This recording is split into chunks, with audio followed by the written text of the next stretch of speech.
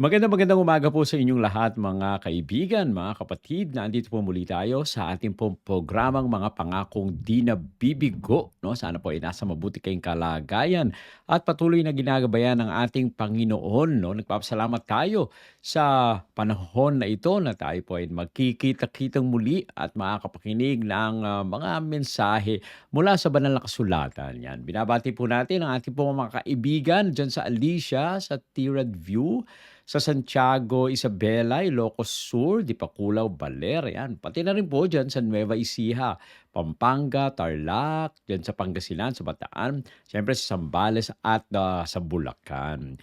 Binabati rin po natin yung nasa south po ng Manila, no? Cavite, Laguna, Batangas, Mindoro, at siyempre, binabati po natin ang ating po mga kaibigan na nakikinig dito sa Mega Manila. No? Tayo po ay nagpapasalamat na kayo ay iningatan ng ating Panginoon at ginagabayan.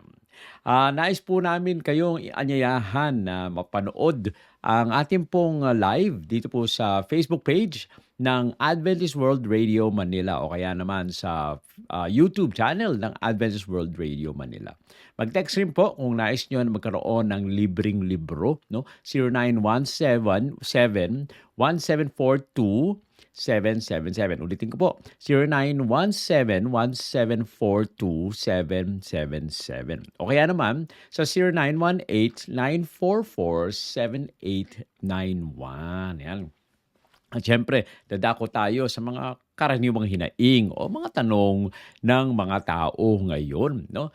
Paano palalakasin ang aking pananampalataya? Yan ay isa sa mga tanong, no, natin sa mga nangyayari sa paligid na maraming mga tao ang nawawala ng tiwala sa ating Panginoong Diyos. No? Paano ba palalakasin ang pananampalataya? No? Saan ba nakasalalay ang pananampalataya ng mga anak ko? No? Sa akin ba? No? So, ibig sabihin, pag mahina ako, mahina rin yung aking mga anak. No?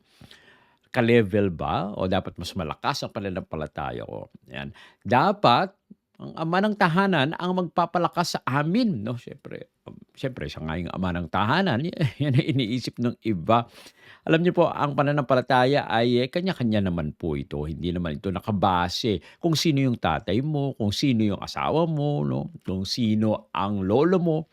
Eto po ay kanya-kanya. No, papaano naman magkakaroon ng matatag na pananampalataya? So yan po ang mga sasagutin natin sa umaga pong ito, no?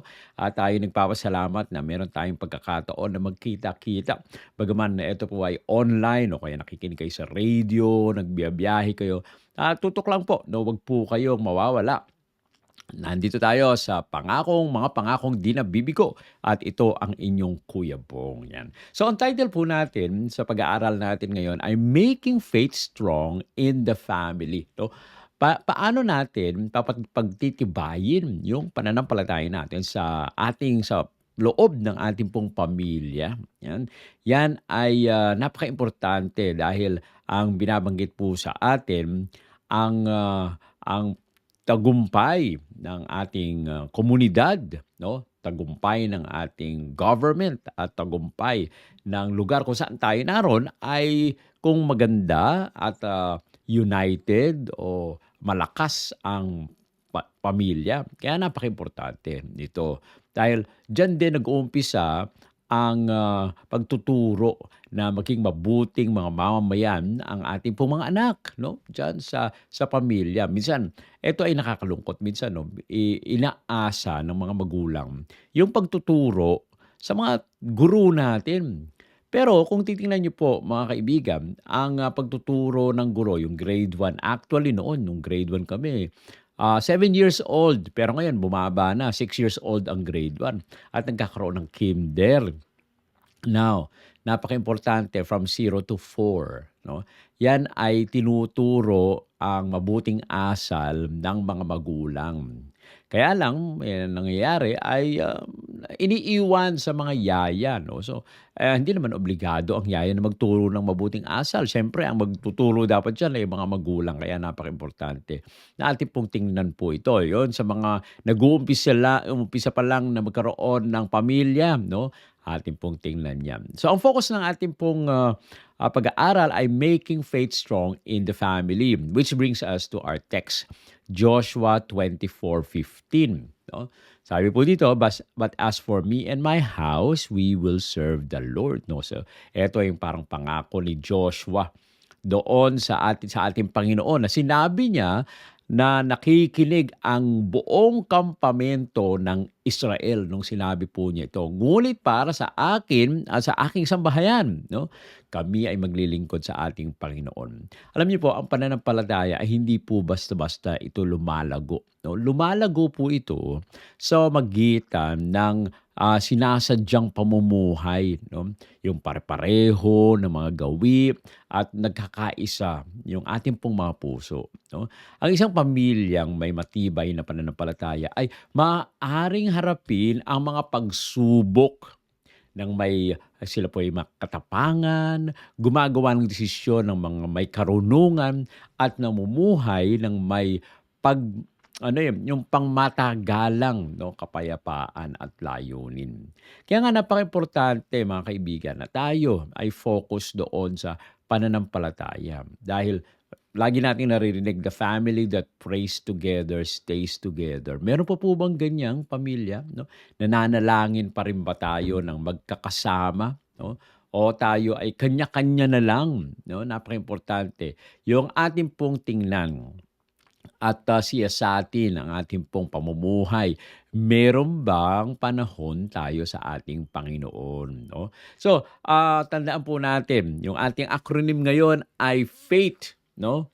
Ito po ay FAITH. No? So, F, focus on God together daily. No? Tumutok sa Diyos ng sama-sama araw-araw. O, letter A, apply God's word in real life. No? Gawin po natin at ilapat mo natin ang salita ng ating Panginoong Diyos sa tunay na buhay. No? Letter I, involve everyone in spiritual activities. No? Isali po natin ang lahat, no, sa spiritual na mga aktibidad po natin. Huwag po na sabihin, ako mga bata pa yan, huwag na natin isama yan. Halimbawa, meron kayo activity sa church na mamimigay kayo ng mga babasahin o kaya magpapakain kayo, no? Ay isama niyo yung inyong mga anak. Letter T, trust God in good and hard times. No? Magtiwala tayo sa ating Panginoon Diyos, mabuti man o mahirap na panahon. And letter H, honor God in all you do. No? Parangalan po natin ang Diyos sa lahat ng ating pong mga ginagawa. So yan po yung acronym po natin. No? Magkaroon tayo ng faith sa pamilya. So tandaan natin yung faith, FAITH. So ano po yung F? Focus on God together daily. Tumutok tayo sa ating Panginoong Diyos ng sama-sama araw-araw. No, ituon po natin ang ating pong mata sa ating Panginoong Diyos bilang isang pamilya. No, ito po sa pamamagitan ng araw-araw na mga debosyon, araw-araw na pananalangin, pagbabasa ng banal na kasulatan, at yung ating pong salita ng Diyos ay nagiging angkla po ito ng ating pong tahanan. Kapag tayo ay laging nakatutok sa ating Panginoong Diyos at natuturuan natin yung ating pong mga anak na sila rin ay magtiwala, no? Magkaroon ng pananampalataya sa ating Panginoong Diyos. Dadating ang panahon kapag sila po ay lumaki na, ay meron pa ring tiwala sa ating Panginoong Diyos. No? So sa Deuteronomy 6:6-9, sabi po dito, impress them on your children. Talk about them when you sit at home and when you walk. No? Yun po pala, hindi po pala ito automatic. Halimbawa, tayo po ay nag-worship. Yan. Automatic na okay na sila pag tayo po ay nananalangin. Ang binabanggit po dito, impress them in your children. Ituon po natin ito. No? Impress. Kapag sinabi po kasing press, no? Parang kayo ay ako po ay nakapunta sa printing press. Nung printing press po ay meron pong lalagay ng mga letra doon. At ito po ay iniipit doon sa papel, no?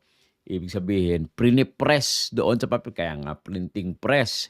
So, prinipress doon. Pag naalis na, no, naalis na yung papel, ayun na, makikita nyo po nakadiin na yun doon sa papel.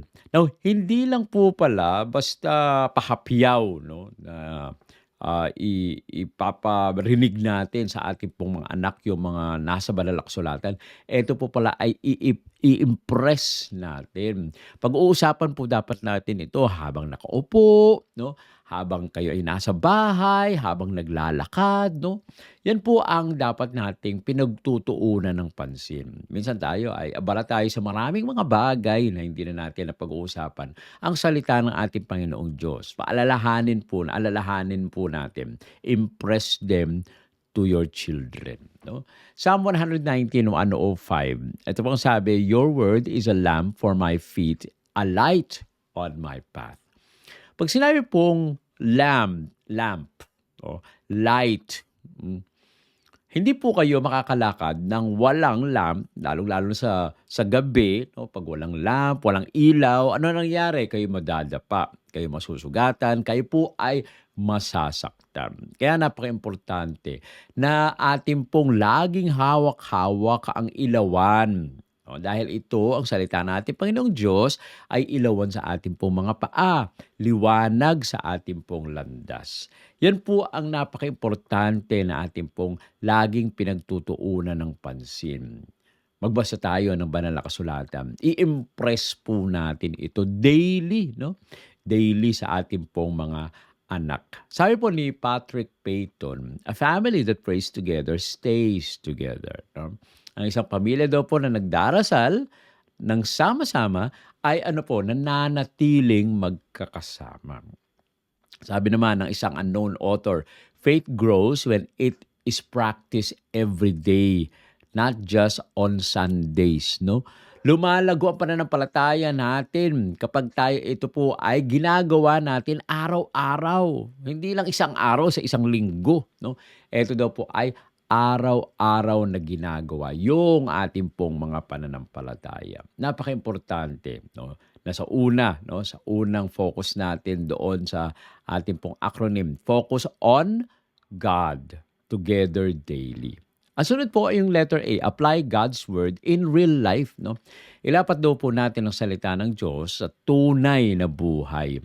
Nagiging totoo po ang pananampalataya kapag hindi lamang ito pinag-uusapan, kundi isinasakabuhayan sa kabaitan, pagpapatawad, no, pagtatyaga, at paglilingkod.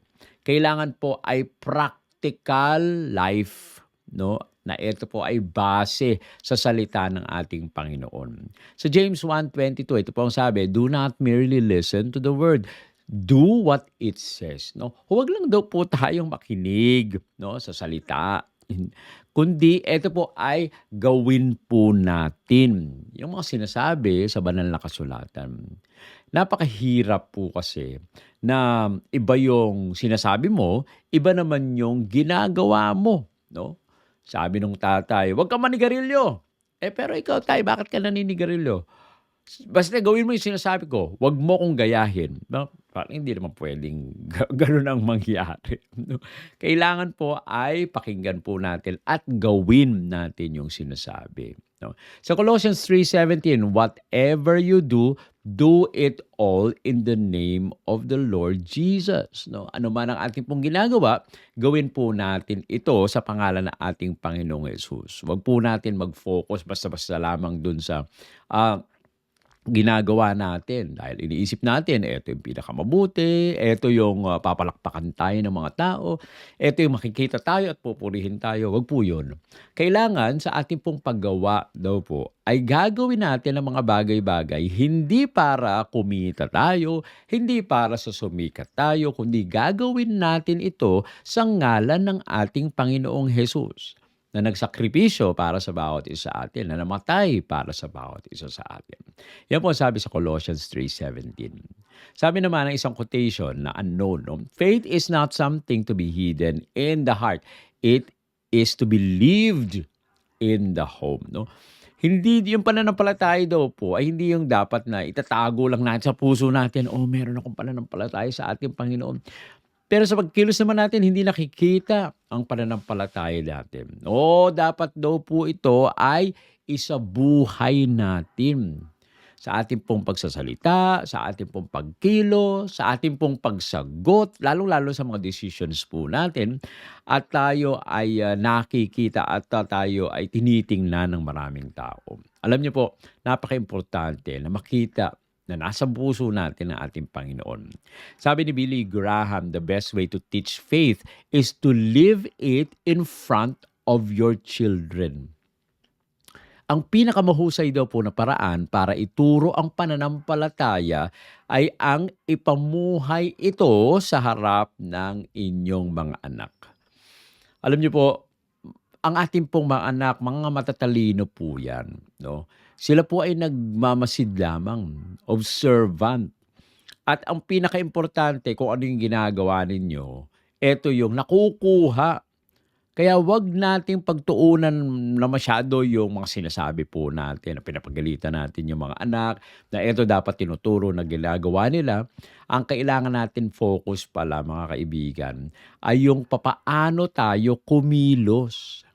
Papaano tayo nagre-react lalong-lalo na 'pag may taong galit sa atin 'no, tayo po ay nagmumura ba, tayo po ay naiinis 'no. Ayan, yung mga ganyang bagay nakikita po 'yan ng ating pong mga anak and eventually, they are trying to imitate you sa lahat ng mga ginagawa po natin. Kaya napakaimportante 'no, apply God's word in real life 'no, 'wag lang basta na sabihin natin yung natutunan natin sa banal na kasulatan kundi ito ay isa kabuhayan po natin. Ang sunod po yung I, involve everyone in spiritual activities 'no. Isali daw po natin lahat sa spiritual na aktibidad 'no.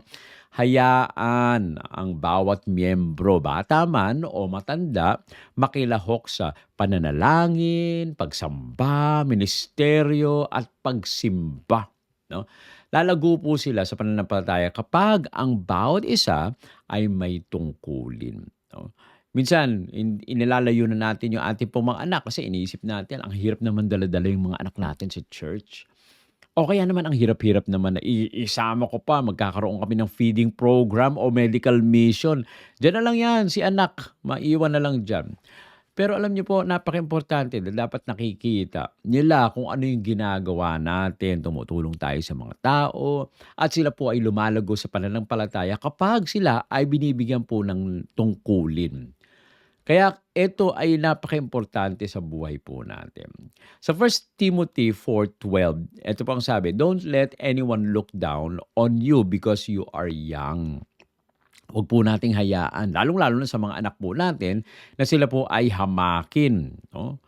At tingnan na parang mababa dahil sila ay mga bata pa. Pero alam niyo po 'no, sa mga magulang na sa mga gulang na ganyan 'no, sa mga musmus ay diyaan nais dapat nating ituro yung mabuting asal sa kanila.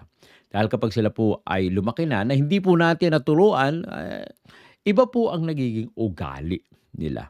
Sa Romans 12:4-5, each member belongs to all the others. No? Ang bawat miyembro ay kasama sa lahat, pati naman yung iba. Kaya napaka-importante. No? Wag tayong magtatangi na itong si ganito kasama natin, yung isa hindi. No, kailangan ay sama-sama po tayong gumagawa. Sabi po ni Rick Warren, faith is passed not just through teaching, but through involvement. No? Ang pananampalataya daw po ay naipapasa hindi lang po sa pamamagitan ng pagtuturo, kundi sa pamamagitan ng pakikilahok. Yan po ang napakaimportante. 'Di ba, kapag tayo po ay nag-aaral, meron tayong tinatawag na lecture, no? Lecture, tapos merong laboratory, no? At doon, ginagawa mo yung mga lecture na sinabi nung teacher. At kung titingnan po natin yung curriculum, yung lecture, for example, ay 3 times a week. No? So, isang oras yun. So, 3 hours at 3 units. Yung laboratory, 6 hours po yan sila. No? Kaya nga napaka-importante dahil sa ating pananampalataya ay ganun din. Tinuturuan natin sila, pero hindi po pala sapat iyon. Kailangan pala ay nakikilahok sila sa mga gawaing spiritual, no? Lalong-lalo na sa pagtulong. Sabi pa ng isang unknown author, children learn faith not by force, but by example and engagement. No? Natututo daw ang ating pong mga anak ng pananampalataya hindi sa pamamagitan po ng pagpuwersa sa kanila, kundi sa pamamagitan ng halimbawa at pakikipag-ugnayan.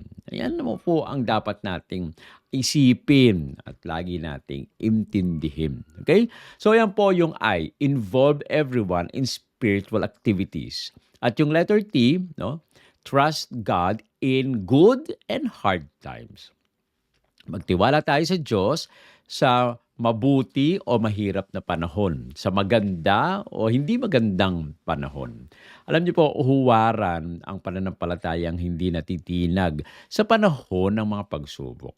Kapag nakita ang iyong mga anak na kayo ay nagtitiwala sa Diyos, so kapag meron tayong mga problema, no, sila po ay lumalalim din, no, sa pananampalataya. Kaya nga sa ating pong buhay, no, wag tayong mawawalan ng pag-asa, lalo na po pagka merong mga problema. Tayo po ay lumuhod, manalangin, tumawag sa ating Panginoong Diyos, no, magtiwala tayo sa Kanya. Dahil sa mga ganitong pagkakataon ay na lalo pang tumitibay ang ating pong mga pananampalataya. Proverbs 3:5-6, trust in the Lord with all your heart. Magtiwala tayo sa ating Panginoong Diyos ng buong puso natin. No? Isaiah 26:3, sabi po dito, you will keep in perfect peace those whose minds are steadfast. No? Pinamatandili po ng ating Panginoon, no, ang kanyang kapayapaan at pagiging sakdal niya ay binibigay sa atin kapag tayo po ay nakafocus ang ating pong mga isipan sa ating Panginoon. Yan po ang nagiging paraan ng ating Panginoon na tayo po ay lalo pang napapalapit, no? Napapalapit sa Kanya. Sabi pa ni Elizabeth Elliot, faith doesn't eliminate questions, but it knows where to take them. No? Hindi po inaalis ng pananampalataya ang mga tanong. Ngunit alam nito ng pananampalataya kung saan tayo dadalhin. Kaya nga kailangan po tayong magtiwala sa ating Panginoon. Sabi pa ng isang unknown author, storms test your faith, but they also strengthen it. No, napakaganda po, no?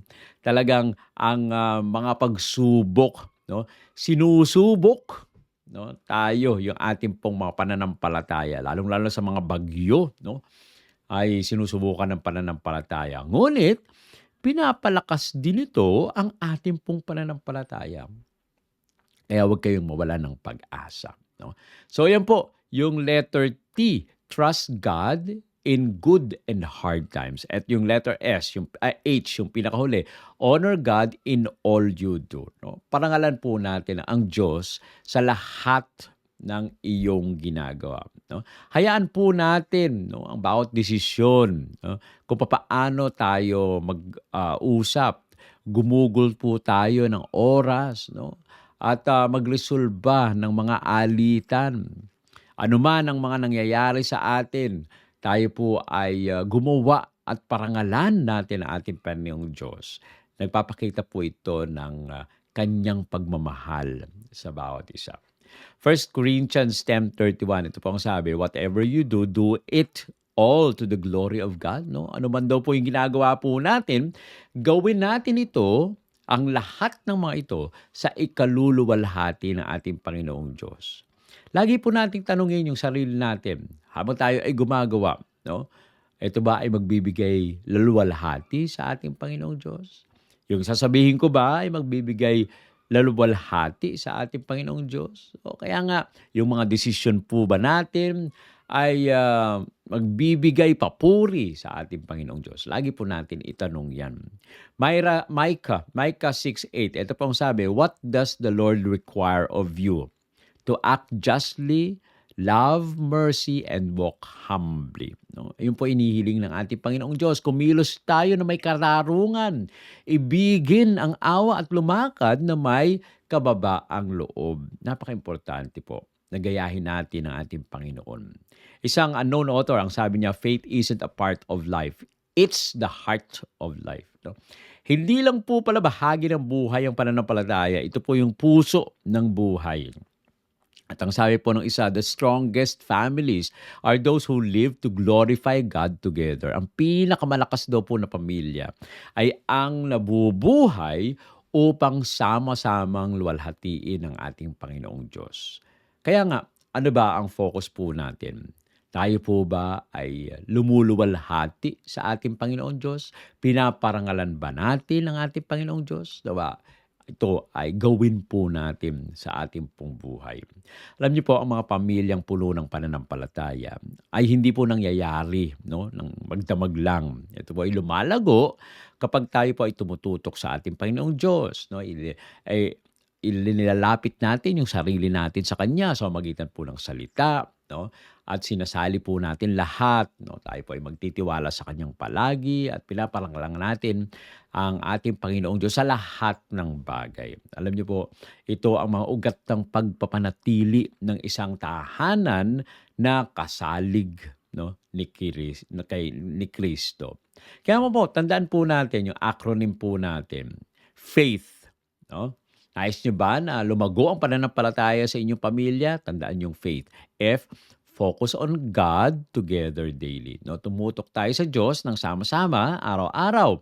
A, apply God's word in real life. No, ilapat po natin yung salita ng ating Panginoong Diyos sa tunay na buhay. I, involve everyone in spiritual activities. Isali po natin ang lahat sa spiritual na aktibidad po natin. Letter T, trust God in good and hard times. No, magtiwala sa Diyos sa mabuti o mahirap na panahon, at yung pinakalas, honor God in all you do. Parangalan ang ating Panginoong Diyos sa lahat ng ating pong mga ginagawa.